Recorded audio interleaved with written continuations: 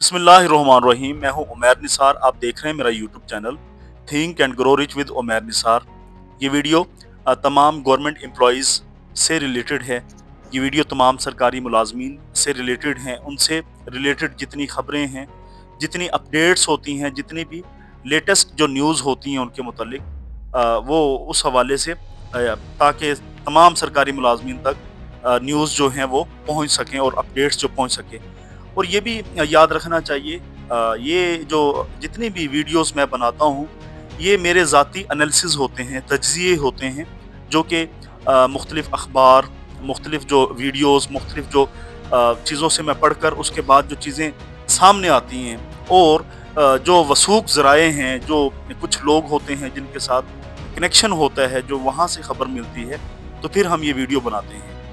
تو ایسا نہیں ہے کہ 100% جو میں بات کر رہا ہوتا ہوں کہ وہ مجھے کوئی سی ایم صاحبہ نے بتا دی ہے اور اس نے بتا دی ہے، میں کوئی میٹنگ کا حصہ ہوتا ہوں، ایسا نہیں ہے. آئیے اس ویڈیو کے اندر ہم ڈسپیرٹی ریڈکشن الاؤنس کے حوالے سے بات کریں گے کہ ڈسپیرٹی ریڈکشن الاؤنس جو ہے وہ پنجاب کو ملے گا یا نہیں ملے گا. اس کے اوپر تجزیہ کرتے ہیں.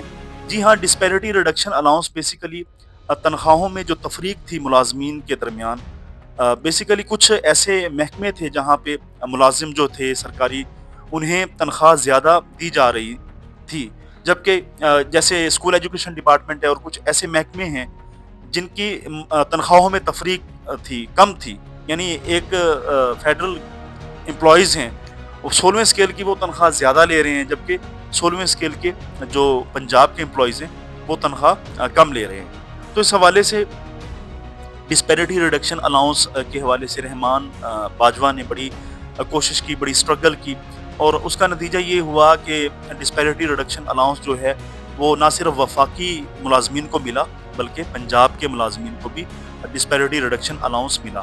اور اب جب دھرنے ہوئے، جب میٹنگز ہوئیں سینئر وزیر کے ساتھ، خالد سنگھیڑا صاحب کی، تو اس کے اندر بھی یہ چیزیں ساری پٹ اپ ہوئی، ساری فائلز پٹ اپ ہوئی، جس میں ڈسپیرٹی ریڈکشن الاؤنس جو ہے اس کے اوپر بڑی مثبت جو چیزیں سامنے آئی ہیں کہ یہ جو الاؤنس ہے یہ یقیناً انشاءاللہ لازمی طور پر سرکاری ملازمین کو ملے گا، لازمی طور.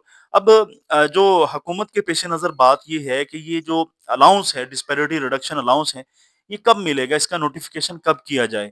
صاف ظاہر ہے جی، 2024 کا جو مالی سال ہے، فائنینشیل جو ایئر ہے، وہ 1 جولائی سے شروع ہوتا ہے.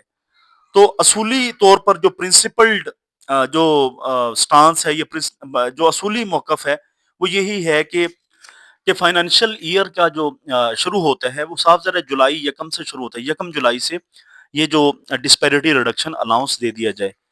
اور یہ ہی زبردست ہے کیونکہ یہ بالکل اکانومک پرنسپلز کے روشنی میں بالکل یہ بات ٹھیک ہے کہ 1 جولائی سے ہی، یعنی جب مالی سال کا آغاز ہوتا ہے، تب سے ڈسپیرٹی ریڈکشن الاؤنس دیا جانا چاہیے.